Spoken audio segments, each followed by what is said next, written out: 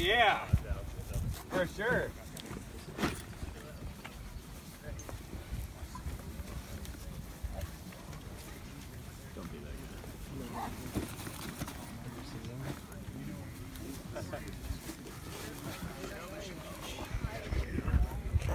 This is like kindergarten, sitting over there.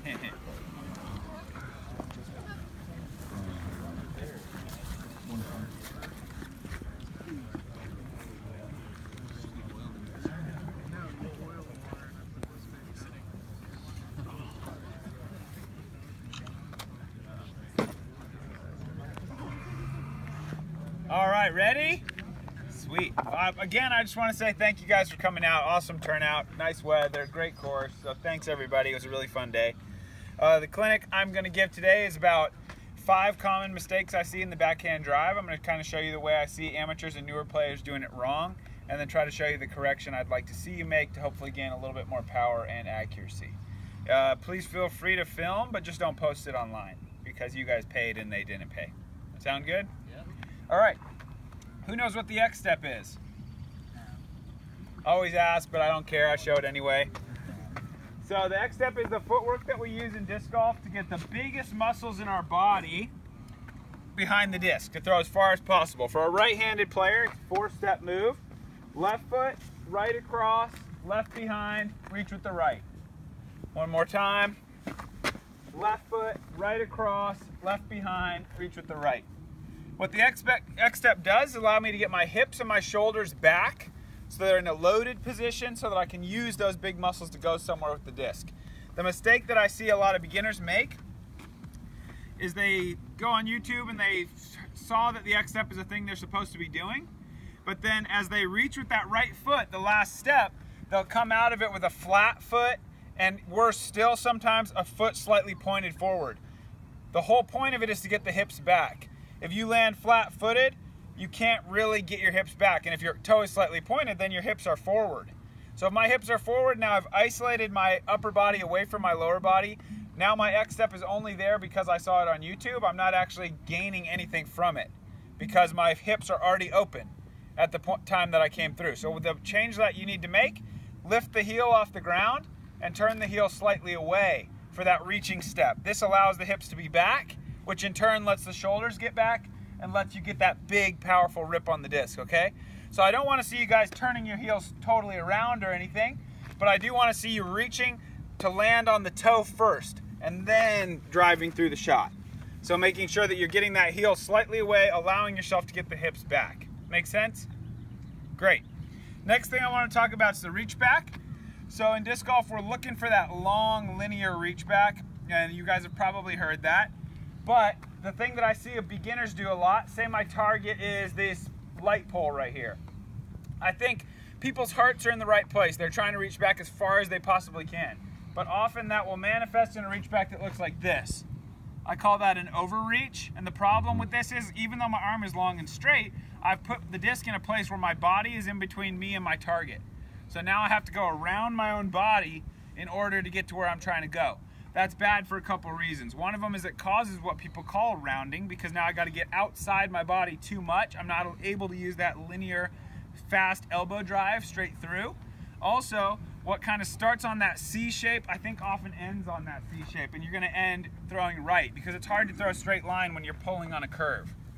So what we need to do is get that reach back outside our core, out here with the extended wrist, allowing for that unobstructed elbow drive to the target, making sure we're not hiding the disc behind our bodies. The other thing that I see that people do badly is to hold the disc with 2 hands, or even worse, to put the disc up here by their ear. And in all my travels all over the world playing disc golf, one thing that I've learned is that this guy thinks he looks like this. So you might be this guy and you have no idea. And this guy's everywhere I ever go, is somebody reaching back like this. But they never realize it. So I want to encourage you to use the slow motion feature on all your smartphones to capture some video of you driving, and just understand that even for me, for Simon Lizotte, for anybody, it's not as pretty as you think it is.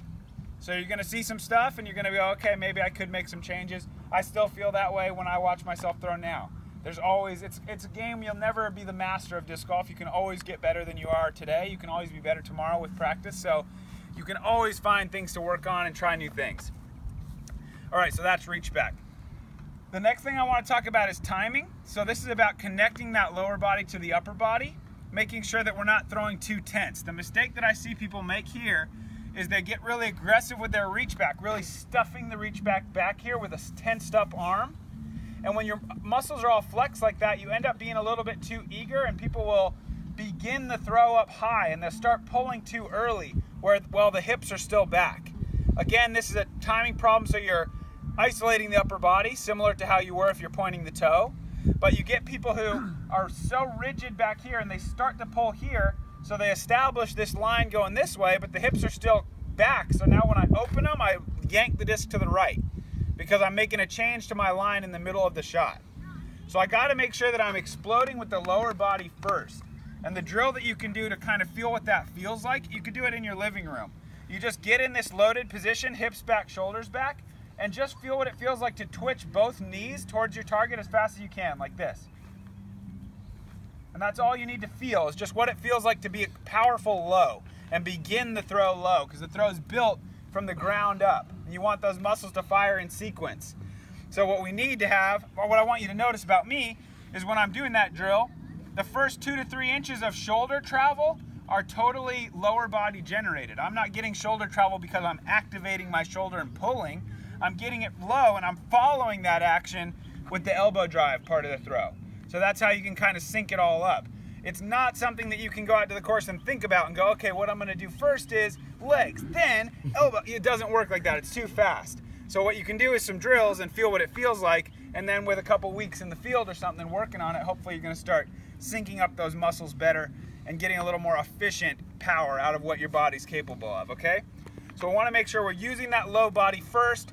Don't be too tense and rigid in the backswing, and don't be too eager to pull with the arm. Make sure that you're using the hips, then following with the arm, okay? Next thing I wanna talk about, weight transfer and follow through.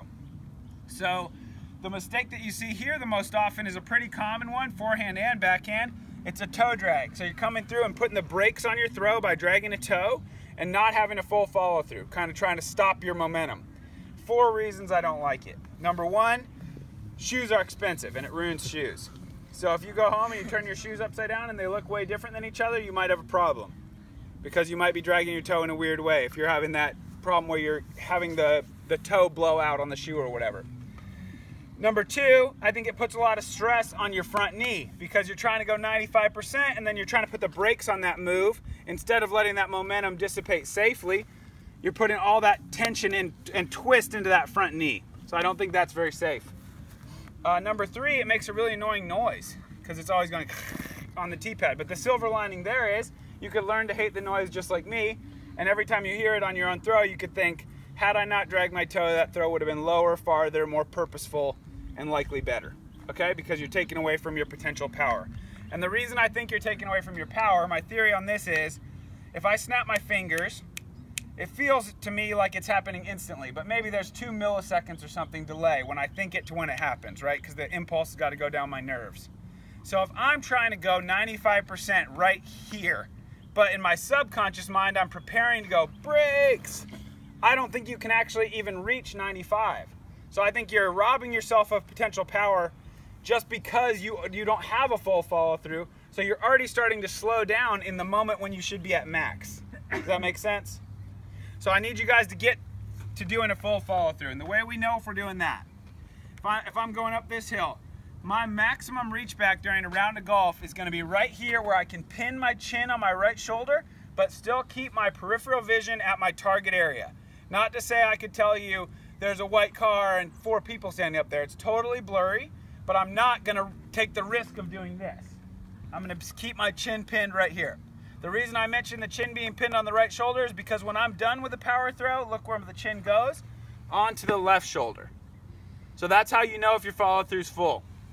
In this position right here, I've decided to nickname the cool guy or cool girl position for watching shots. This is how you stand when you're trying to decide, obviously it's an ace run, but is it going to hit it or is it going to be parked for birdie? It's sometimes very difficult to tell. And this is how you stand. Wysocki, Macbeth, me, you might have seen this picture before. Trying to decide. If you can't decide if your wobbler is going to be bogey or double bogey, the best way to stand is like this. Because then you have this really good upwards vantage point. You can see it wobbling up there, floating on the wind and going over towards the water. So that's the best way to stand if you're looking to watch that high 200-footer. But if you want to throw far, make sure you get to the cool guy position. You never know who's taking pictures. You don't want to get caught like this. You want to get all the way around here, and this is how you watch a powerful shot, okay? Last thing I want to talk about, I call this one angle integrity. This is about picking an angle and hopefully executing it 10 out of 10 times. I think this is the essence of what disc golf is. It's kind of funny when you think about it this way, but what disc golf really is putting a backpack and filling it of frisbees, going out, standing on a concrete square, and dreaming up a plan for how this frisbee is going to get in that basket. That part's all pretty easy. It's not that hard to put them in the backpack or drive yourself to this concrete square or to think of the plan. But the execution can be tough, as we all know, right? So I think a lot of people miss on their execution because they struggle controlling their angles. And they think of one angle, but then what actually happens is not the plan that you just agreed on with you and your disc. You had this idea of hyzer, but all of a sudden you threw thrower, and it's bad, and you accidentally flipped it into a thrower, and we hate the throwers. So what I want to make sure you guys are doing is attacking your angle all the way through your follow-through so that you're not putting late adjustments to your angle by wrist flipping the disc. There's a couple problems that people do, I think, with this. When it relates to backhand, people will try to control their angles too much with the wrist, when really the angle is controlled more with the core position, because I want my disc to be in the same place relative to my belly button, regardless of what angle I'm trying to throw. I want to be in tight, just above my belly button, right where my elbow makes a 90, because that's the only place that I'm really powerful. If I try to get away from the body, lose a bunch of power. If I try to go up by the neck, lose a bunch of power. It's got to be where the elbow makes the 90. So regardless my angle, I want to control that more with core movement than with wrist movement. The other thing is that people will do is they're going to be 97% of the way to a great throw. They've done everything we've just talked about perfectly. But then they're thinking hyzer, they're leaned down, but then right here, a lot of times people will straighten up and round off the follow through into the same flat follow through that they always use. And what that does is say, yeah, I know we just talked about hyzer and it was super important, it was a great plan, but at the last second, never mind, let's do flat and see what happens. And generally it's not good because you're going into a headwind. There's a reason you picked hyzer, right? So now you're getting into some trees you didn't want to get into, you're going over water, whatever it is. If you can't trust your own plan, you can never be good because you don't even know what's coming out of your own hand. So we got to make sure that we're attacking those angles. If you imagine a hula hoop around my body that represents the axis of my throw. If my throw is flat, it's really simple. Flat, reach back, flat, pull through, flat, follow through.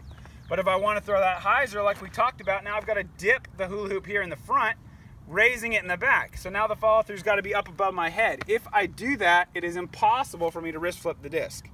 Because if I attack my angle all the way through here, there's no way to be like, whoa, shoot, Annie.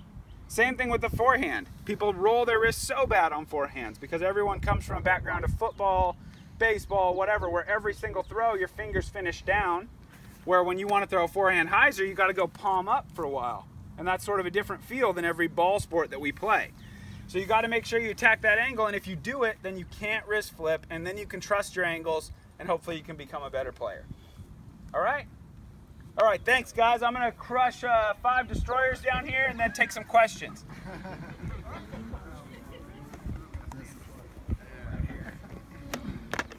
Sounds easy. Huh? Sounds easy. I've got 5-star destroyers.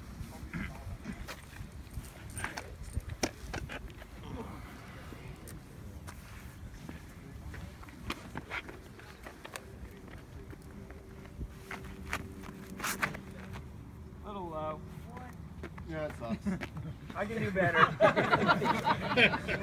Don't worry, I can do a lot better.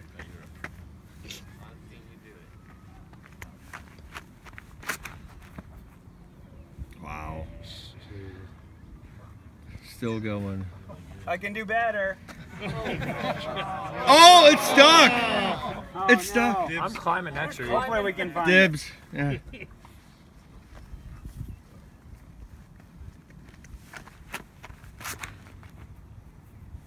No. Work. He didn't know. All right, big one coming up. Getting warmed up.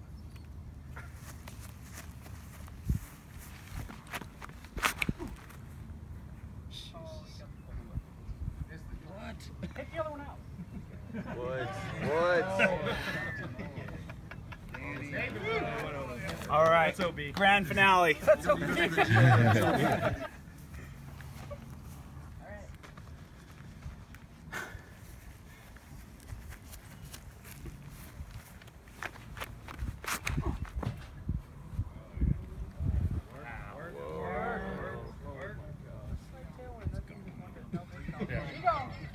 Back on.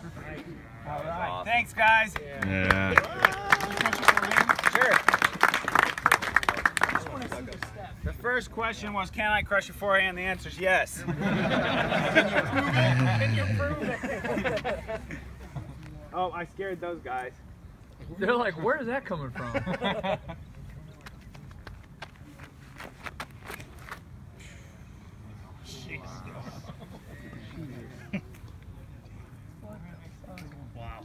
These guys are... What? Next, who else got a question? Can you roll it now? I can. Who's gonna go get my discs for me? One vote. Okay, then I'll. Who's climbing the tree? Okay, now this makes 7 discs. I need these for GBO, so. Okay, here's a roller. This is a star sidewinder.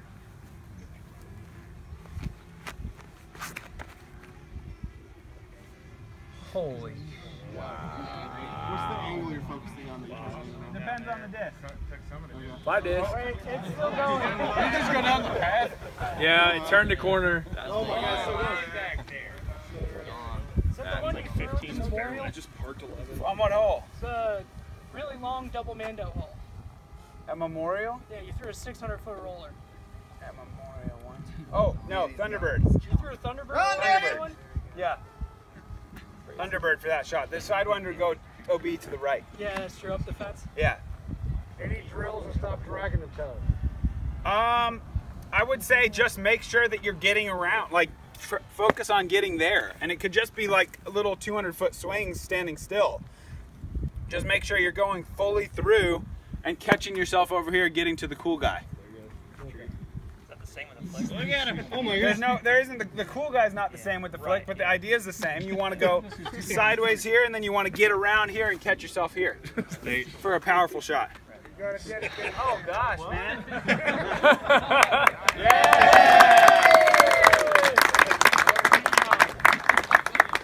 When you're throwing these for field in the field, what do you recommend for disc for field practice? Any disc, man, doesn't matter. Just whatever disc you want to learn to be good with. Whatever disc that is, that's the one you should take to the field. It's not like you could have one day where you're focused on mid-ranges, whatever. My advice for the field is just make sure you're consciously aiming at something and make games up. If you just go out and crush, you can learn some stuff, but not nearly as much as if you were like trying to throw it into a soccer goal, or if you were aiming at a specific tree and you're getting feedback. Like I'm shanking, because you can be in a field and it's pretty easy to feel like I'm just crushing and I'm the man. But if you actually start aiming at stuff, you're gonna be like, I'm missing my line horrible. It's going kind of far, but I'm missing my line. I don't have any intention. So for your arm on the backhand, for me, like when I first started getting power, I was focusing a lot on like keeping the arm kind of loose. But then I have a hard time like keeping a good hand position and then like really driving with the elbow. So how do you like? What are you thinking about? Is that the right thing, or how do you balance keeping your arm loose and getting I mean, elbow drive? well, I'm throwing. I don't think about a whole lot. I think about what I'm aiming at, and I think about trying to rip it. But in practice, what I try to do is to stay as loose as possible, as long as possible. So I want the moment of actual, real intense effort to be as short as it can be. So I'm not necessarily even going to squeeze the disc tight until like right now, and then as soon as I'm done, I'm going loose again. So I'm trying to be just like all pretty loose and smooth and slow until I have to go, and then back to loose. Talking about body mechanics, seems like you and all the other guys that are really good to have that down. But I've heard you talk about like Eagle's ability to really snap the disc Sure, with forehand. sure. And how much you determine, like, you know, you want to throw a disc well forehand. Usually you always want to get a snap on it. So just like developing that is something that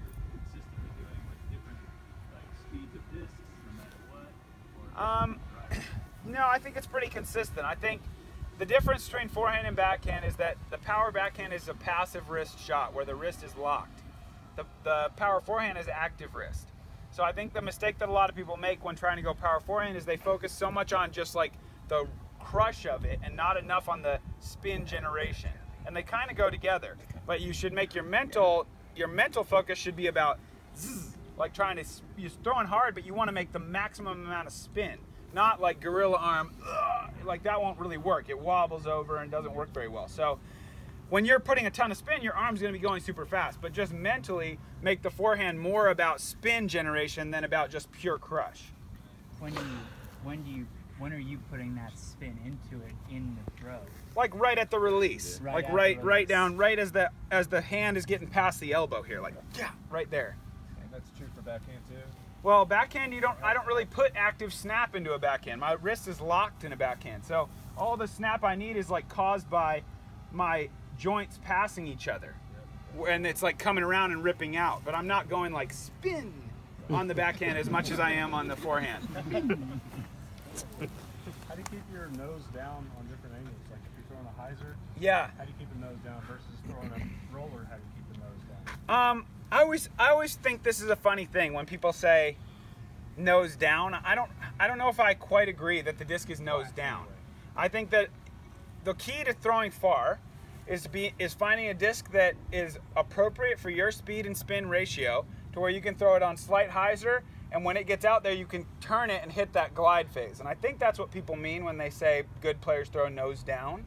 But I don't really feel like I think if you threw nose down you'd hit the ground, like right in front of you. But so I think of it more as just throwing level and hard, and then letting the power and the speed of the shot turn it into that sort of what looks like nose down, where it's kind of planing right and losing altitude. Gotcha. Well, I have noticed myself, like if I put the disc up more, up more here. Higher in the hand? Yeah, it's definitely coming. It's going further, and it's it's Sure. more like a slim profile. where Sure, it's I mean, there's a lot of variability there. Like, I go kind of through the middle of my hand. I would say Macbeth is more like down in the hand here. He has more of his hand on top of the disc than I do. Everybody's hands are different. All the discs are the same size. So grip is tough. I mean, it's comfort over all things.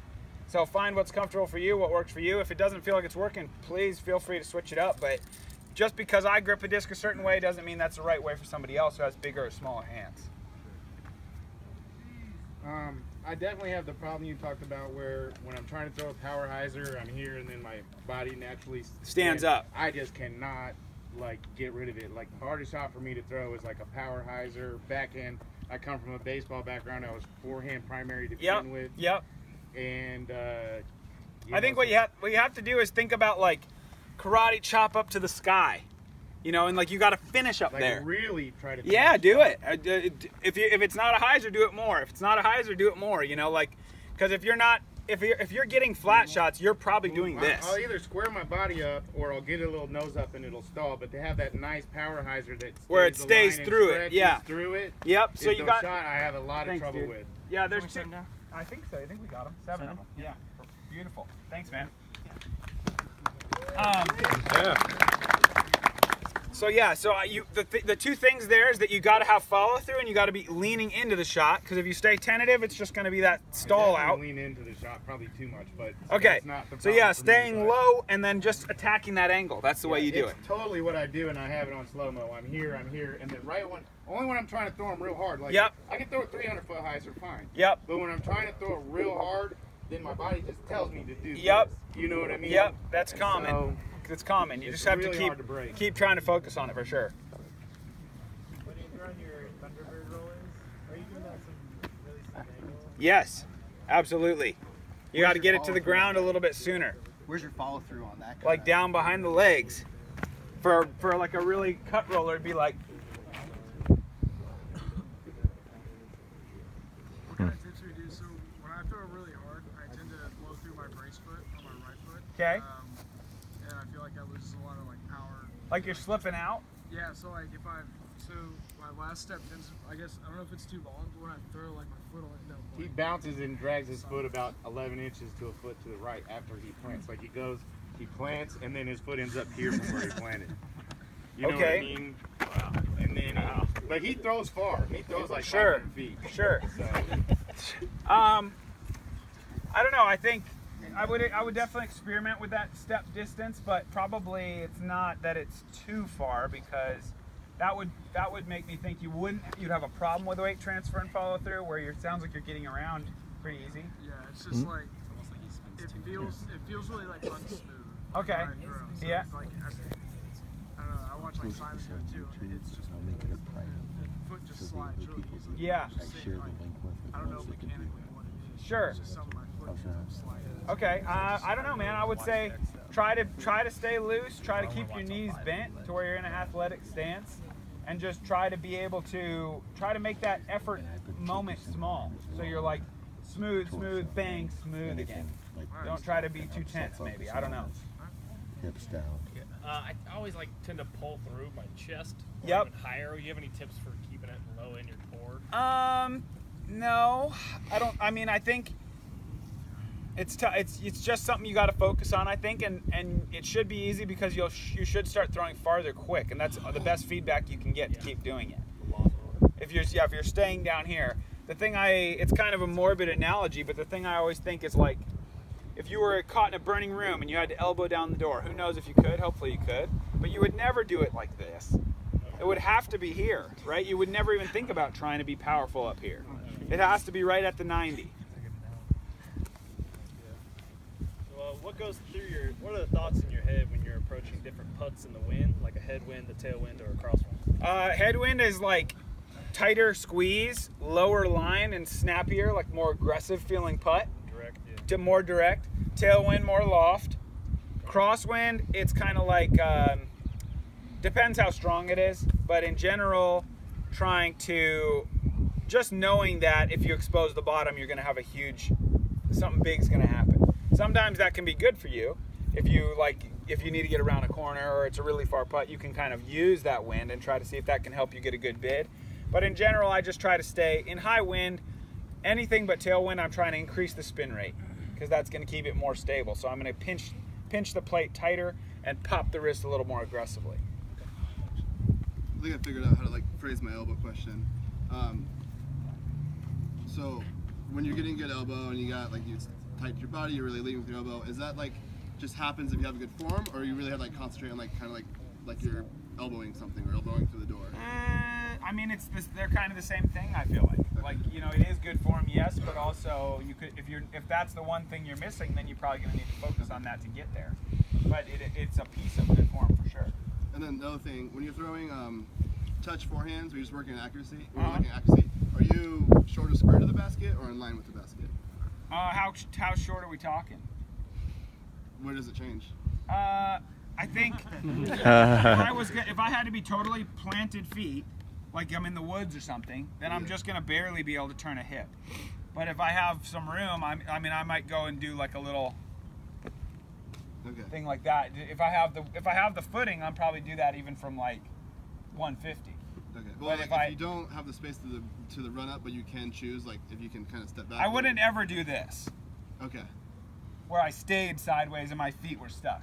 Gotcha. I would do this where I go and I would do turn and come back, but I would never stand sideways and deliver the throw from there. Okay. That's probably why that one sucks for me. Yeah. I got a question about your off arm. Obviously, most good pros, they get it up, and then it almost seems like they're slamming it down into their body right here. Yeah. And I tend to have it drift and get wide. Obviously, that has to slow my rotation. Is there any tips to get that arm? It's just one of those things too that I'll do it in practice, and then I get in a round and I'm right back to getting my arm. Sure. Yeah, you know what I mean? Yeah, and some of that can just come from even more practice, if you're going back to your old habit. Mm-hmm. I'm sure you've heard the drill of throwing with a hand in the pocket. I've done that some. It feels real awkward. It is awkward because it's not supposed to be anything you stick with, but it just kind of helps you remember to get that arm out of there.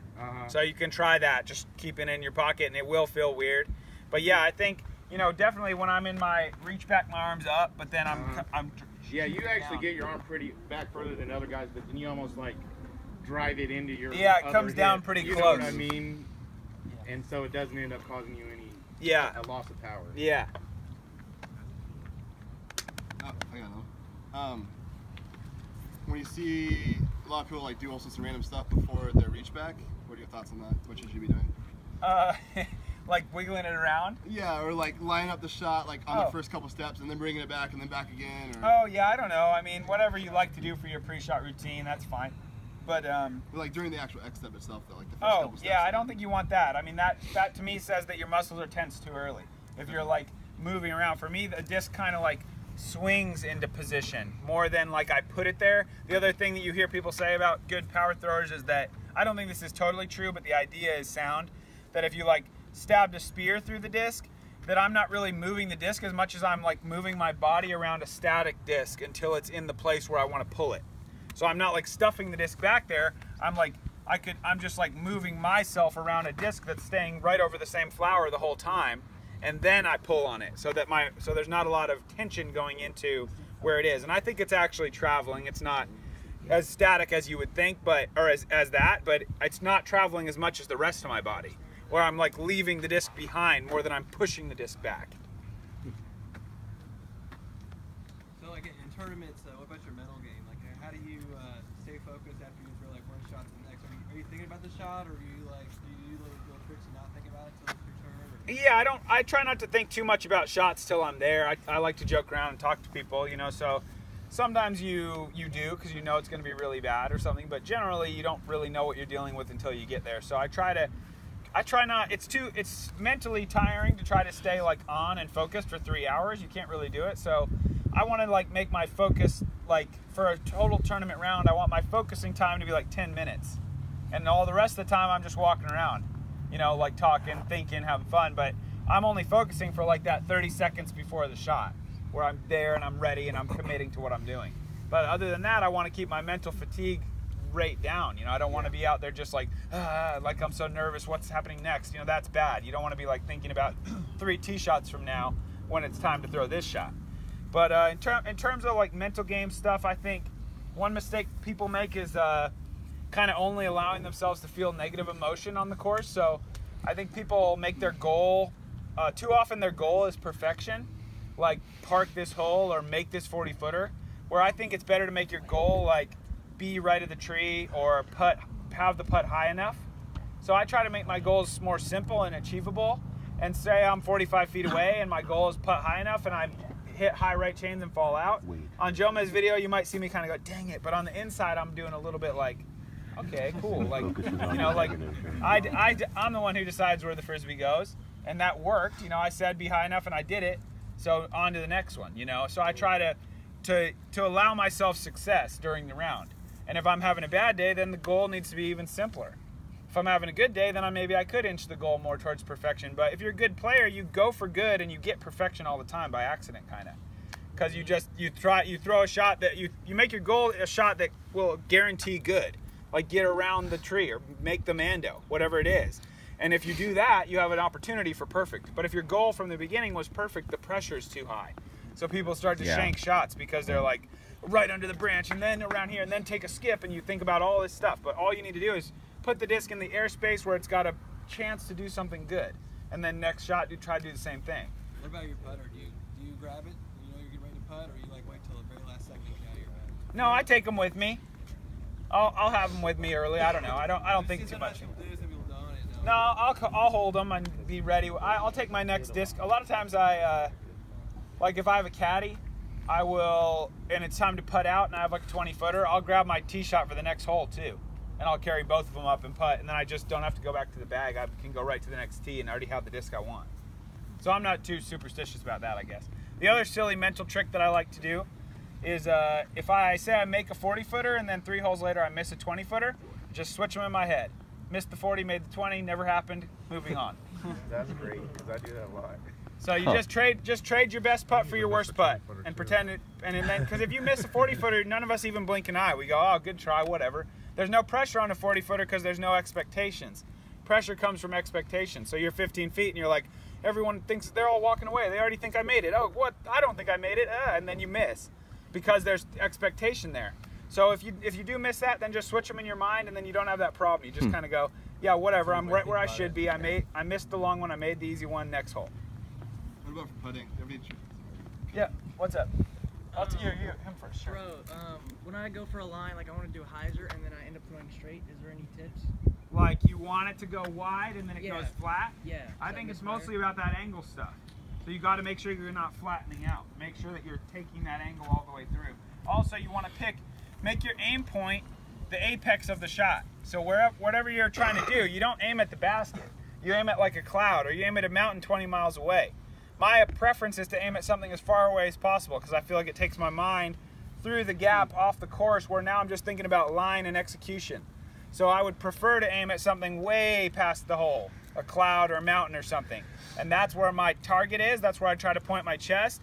I try to put the disc in that apex place where it has a chance to do something good. Is there any reason for the flips with your putter? No. I mean, the flips, I never started doing the flips because I thought they looked cool or anything. I just did them and just like, well, my mind isn't doing anything. So it was never something I consciously started trying to do. But now I just, I don't know. It's just what I do while I'm getting ready. Doesn't keep you loose or keep your mind off of I guess it does. I don't know. I mean, I'm certainly, when I'm doing this, I'm thinking stuff like, all right, commit, pop up in the hand. This got to make this. Just kind of like positive thinking. Then I'm looking up and then I'm going. But this is just time for me to kind of be like, you're the man, whatever it is. Who's your favorite pros to be on a card with? I would say quick 5 would be Macbeth, Doss, Lazat, Coling, Ulibarri. Not my son. Go back to your mental game. No, nothing against anybody, but yeah. Go back to your mental game. For putting, do you have any like tricks like when it comes up to big, like birdie ball or eagle putt, like how to like keep in the same routine, or like are you thinking anything different, or are you just trying to go back to the mechanics and keep it simple? I try to keep it simple, but I mean, obviously certain putts you're going to want more than other putts. Right. And you want to hopefully get to a place where that means you make it more often, but sometimes early in your career can make you miss more often. Wanting it bad doesn't necessarily help you. Mm-hmm. So, but yeah, you want to go to your fundamentals. When I have like a big long putt, most of my thought is about committing and getting it up in the air high enough. My main miss is on target but low. I don't very often just like miss my line. I'll just miss my power a little bit. So I'm just trying to get that wrist pop and get enough air under it that it could go in. And I try to consciously not get as mad about high misses. They're better than low misses, and then I try to make it a distinction there. So if I miss high, it's like, well, it's still a miss and I'm annoyed, but not as annoyed as I'm going to be if I miss low. Amen. When you say throwing like a 300 split, throw one of your Firebirds, what angle are you normally using? Slight hyzer, but it's hard. It depends a lot on what's going on, wind and what trees are in the way and all that. Can you kind of speak to generating spin and torque backhand? You kind of covered it forehand and the active wrist and stuff. Yeah, I mean, the generating, it's everything we talked about. Getting the hips back, driving the knees forward, following with elbow drive. That's where it comes from. So the rotation of the disc is all coming out. The rotation of the disc is coming from the wrist passing the elbow at a high speed. Because once the disc first the disc is on this side of my hand. Once I get here, the disc goes to this side of my hand. That's the spin. So it's not that I'm like twisting this. This is already extended. It has nowhere to go. So it's not like I'm snapping it to here. It's staying here, coming right through, and then the disc is ripping out. Did you, were you a spin putter when you started and developed the push putt later? No. And what distance do you switch? I developed the spin putt later, and I used the spin putt. So you were a push putter first? Yes. Okay. Yeah. I use the spin putt more from like 50 and out, probably. Okay, so you push putt all the way up to 50? I try. If it's not windy or whatever. Yeah, but like I can't push putt this far. Like to this basket, if I tried to do my normal putt, I can't get it this far, I don't think. It'll be real ugly. See, I wouldn't so try about it. 50. It looks like about 50 probably you switch. Yeah, so this is a lot farther than 50, but I wouldn't try that. I would go to a spin, I'd probably go to a dart, and the difference is spin putt, all the power and rotation is coming from horizontal wrist movement. Push putt, it's a combination of vertical and horizontal. I'm like a pure spin putter, and I'm trying to decide if I want to develop a push putt from, sure. In the circle. It's or nice not. for in close. It's definitely nice. I think it's good to know how to do both, just like I think it's important to know how to straddle and stagger. But for my spin, I would go more into the belly button, and then it's more of a jab straight out, and I have a lot more distance with it if I use that style. That wasn't great, but No, good. I can throw it. I can get a lot more power. I'll throw it a little harder. Well, I mean, there you go. So it goes a little bit straighter. Follow up on that. When do you switch like from a kind of jump putt, spin putt to more of like a kind of side throw sort of thing? Probably like 120. I don't know, something like that. No problem. Like I can do No problem. I can do my spin putt with a dart. This P2 won't go as far, but I'm comfortable putting it pretty far where I'll just kind of go like, yeah. Okay. You know, for whatever that is, 125 for a little upshot. I'll do it from that stance, and then I'll go to a throw if I have to from further. Switch your putts for elevation change too at all? Sure. Uphill, I'll fire the spin putt sooner. Downhill, I'll try to make the push putt go farther because you have just a little bit more air under it or whatever. After the off season, when you come out and start bombing discs, do you ever notice your right pec sore? All kinds of things are sore, for sure. Yeah, all kinds of muscles are sore. If I go to the field and rip a bunch of shots, I'll be sore for sure. For a backhand, strictly a backhand, I feel like the reason this is maybe I'm inhibiting, I'm doing that with the brakes on thing. Maybe.